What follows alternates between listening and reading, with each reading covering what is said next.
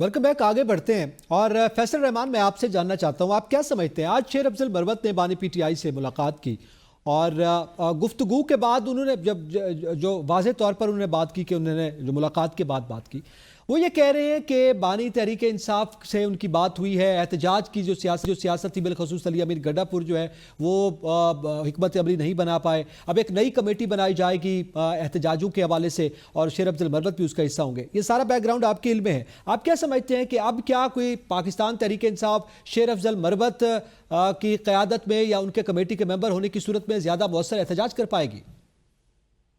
मैं आपसे दो बातें पूछता हूँ। एक मुझे बताइए कि आपने बैरिस्टर गौहर का या शेर मरवत साहब का नाम कब सुना? अभी रिसेंटली ना। कोई इनकी मुझे हिस्ट्री नहीं जी। मिलती, कोई पॉलिटिकल मुझे इनका बैकग्राउंड नहीं मिलता, मुझे कोई बहुत ज्यादा नोन ये वो लोग भी नहीं है कि बड़े लॉयर्स हों जैसे एजाज एहसन साहब थे या असमा जहांगीर साहिबा थी। एक एक कैलिबर होता है। बात यह है कि there is a lot of division within the ranks of Pakistan Tehreek Insaf. कभी ये कहते हैं जनाब के फवाद चौधरी साहब को चाहत फतेह अली साहब के साथ जाके तो तबला सीखना चाहिए। बात ये होती है कि जिस टाइम पे जो शख्स इस किस्म के बयानात दे रहा है वो बजाय कि पार्टी का फेवर दे रहा है, पार्टी का वो बेड़ा गर्क कर रहा है। ठीक है, नौशाद अली साहब, मैं आपसे जानना चाहता हूँ, शेर अफजल मरवत साहब ने एक निजी टीवी शो में भी ये बात की है कि हमें पाकिस्तान से नून के साथ भी बैठना चाहिए, बातचीत करनी चाहिए। अब एक जानिब वो एहतजाज कर रहे हैं इसी हुकूमत के खिलाफ और फिर जो अग्रेसिव पॉलिसी पीटीआई की रही है वो भी आपके सामने है, लेकिन आज मुलाकात के बाद उनका ये बात करना, आप क्या समझते हैं पाकिस्तान तहरीक इंसाफ की आइंदा की हिकमत अमली क्या दिखाई दे रही है?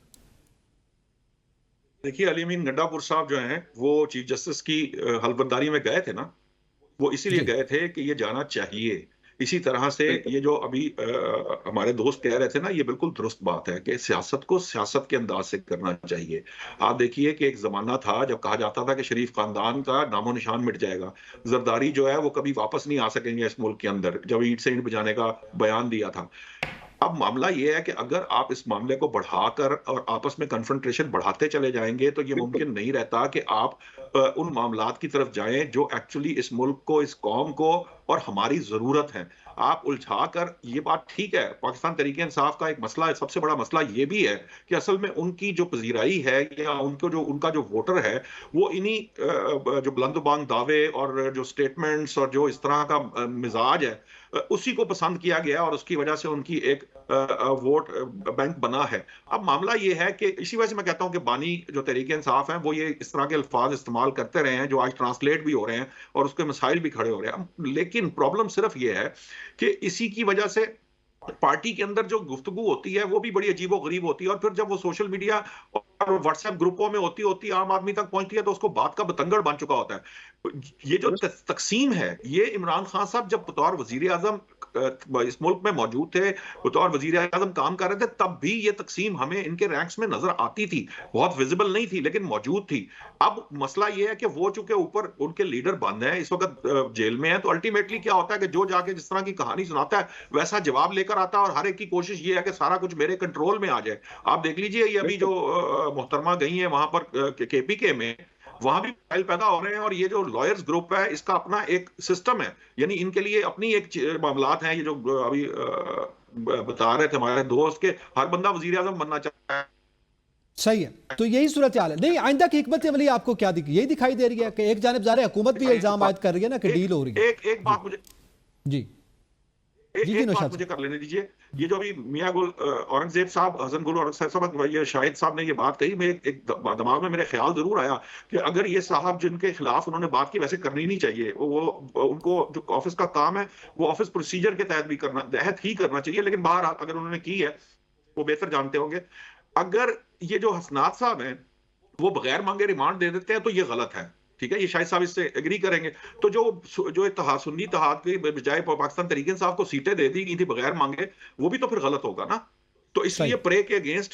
प्रे जो हो उसके अगेंस्ट फैसला होना चाहिए। ये इस बात को सामने रखें तो फिर जो है वो मामलात को आगे बढ़ सकते हैं। जब ये हर मामला ये तमाम सियासी जमातें करती हैं। इस बात से भी मैं शाहिद साहब से एग्री करता हूं कि जब जज अपनी मर्जी के फैसले ना आए तो ये नहीं है कि सिर्फ एक जमात कर रही है, तमाम सियासी जमातें करते हैं, अपनी अपनी बिसात और अपने अपने तरीकेकार के मुताबिक करते हैं। अब सोशल मीडिया पे चूंकि पाकिस्तान तहरीक इंसाफ का कंट्रोल चीजें जरा ज्यादा है तो वो उतना ही ब्लंटली करते हैं, जिसका नुकसान पार्टी को मुसलसल हो रहा है। 9 मई का वाकया भी पाकिस्तान तहरीक इंसाफ के फेवर में नहीं गया, नुकसान में गया है, और उसके बाद भी जो कुछ हो रहा है वो उनकी सियासी जमात के नुकसान में।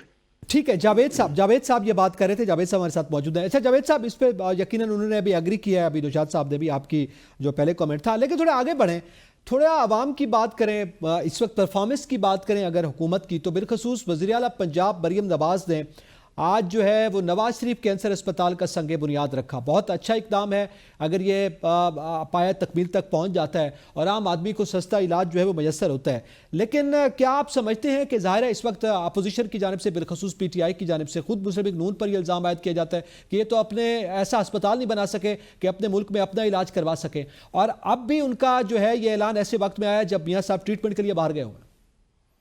जी एतजाज़, ये सवाल तो आपका बिल्कुल जायज़ है, और इसमें हम देखते हैं कि जैसे कि अभी आपने जिक्र किया कि Nawaz Sharif institute of cancer hospital जैसे उन्होंने इंस्टीट्यूट जो है वो कायम करने की बुनियाद रखी है। तो एक तो नाम पे ही हम पहले भी हम देखते रहे कि ये जो नाम और तशहीर है ये मुनासिब नहीं लगती कि आप अपने नामों से ही मंसूब उसे कर दें, और दूसरी जानिब क्योंकि सरकार उसे बना रही है, गवर्नमेंट के पैसे से वो बन रहा है, तो फिर उसको आप डेडिकेट करें किसी और तरीके से, किसी और के नाम कर सकते हैं। तो दूसरी जानिब जो आपका सवाल है कि मियाँ साहब खुद अपने इलाज के लिए बैरून मुल्क चले जाते हैं, आज तक तो ये समझ नहीं आ सकी कि मियाँ साहब का जो बीमारी है या डॉक्टर्स ने जो डायग्नोज किया था वो है क्या मसला, जिसका इलाज अमेरिका में भी अब होना है, उससे पहले लंदन में भी होता रहा, और उनके जो मुस्तकिल एक मौलिज हैं वो साथ ही रहते हैं।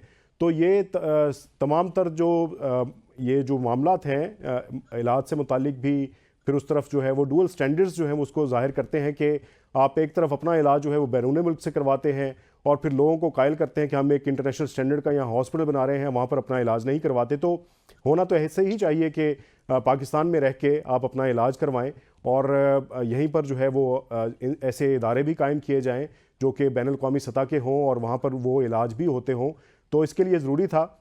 और दूसरी जानिब जैसा कि CM पंजाब ने एक और बात भी की आज कि उन्होंने अपनी वालदा, जैसे उनकी वालदा जो है वो कैंसर के मर्ज़ में मुब्तला हुई और फिर वो इंतकाल कर गई थी, तो उस तनाजुर में उन्होंने ये बनाया। तो ऐसा होता कि शरीफ ख़ानदान अपने पैसे से अगर ये हॉस्पिटल ख़ुद तैयार कर लेता और एक आवाम की जो पब्लिक मनी है उससे एक और हॉस्पिटल किसी और इलाके में कायम कर दिया जाता, तो उससे फैसिलिटी जो है वो दूर दराज इलाकों तक पहुंच जाती, ज़्यादा बेहतर हो जाता, और भी इंस्टीट्यूशंस बनाए जा सकते। तो इसमें जो अपनी तकलीद और अपना जो तशहीर करने का जो एलिमेंट है, ठीक है, उसका मामला जो है वो मैसेज नहीं देता। अच्छा फैसल रहमान साहब, 1 मिनट रह गया, मैं आपसे जाते बस एक सवाल यही रखना चाहूँगा कि स्मोक का भी एक बड़ा मसला है लाहौर में, इस हवाले से आप क्या समझते हैं? किसी भी हुकूमत से, वैसे सूबाई हुकूमत से ये मामला नहीं संभल पाया और कोई ऐसा मंसूबा भी नहीं है जो इस हवाले से इकदाम किए जा सके। देखें जी, थोड़ा सा मसला नहीं, बहुत बड़ा मसला।